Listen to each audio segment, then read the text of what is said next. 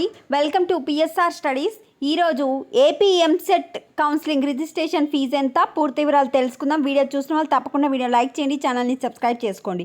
First మీకు registration fee తెలుసుకోవాలంటే ఓసీబీసీకి వచ్చేసి 1200 రూపీసు, ఎస్సీ ఎస్టీకి వచ్చేసి 600 రూపీసు మీరు credit card or debit card ద్వారా పే చేయాల్సి వస్తుంది. మీకు ఎంసెట్లో ఎంత ర్యాంక్ వచ్చినా సరే పర్లేదు, జూలై 1 నుంచి జూలై 7 లోపే మీరు రిజిస్ట్రేషన్ ఫీజు వచ్చేసి పే చేసుకోవాలి. సో రిజిస్ట్రేషన్ ఫీజు ఏ విధంగా పే చేసుకుంటారంటే, ఇప్పుడు వెబ్సైట్ బిజీగా ఉంది, రేపు మార్నింగ్ వెబ్సైట్ అనేది క్లియర్ అయిపోతుంది. నేను కామెంట్ సెక్షన్లో లింక్ ఇస్తాను. ఆ లింక్ పైన క్లిక్ చేసినాక మీరు ఏపీ ఎంసెట్ 2024 అఫీషియల్ వెబ్సైట్కి ఎంటర్ అయిపోతారు.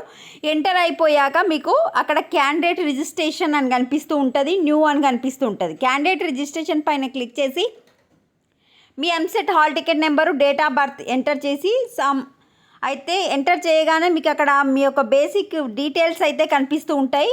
అంటే మీరు ఆల్రెడీ ఎంసెట్కి అప్లై చేసుకునేటప్పుడు మీరు ఎంటర్ చేసిన డీటెయిల్స్ అన్నీ అక్కడ కనిపిస్తూ ఉంటాయి.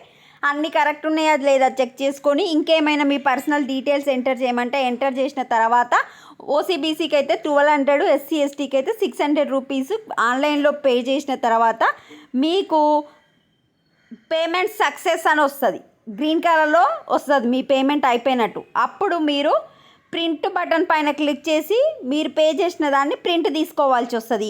మీరు రిజిస్ట్రేషన్ ఫీజు ప్రింట్అవుట్ ఉంటేనే రేపు కౌన్సిలింగ్ అనేది మిమ్మల్ని అలో చేయడం జరుగుతుంది. ఇది తప్పకుండా గుర్తుపెట్టుకోండి.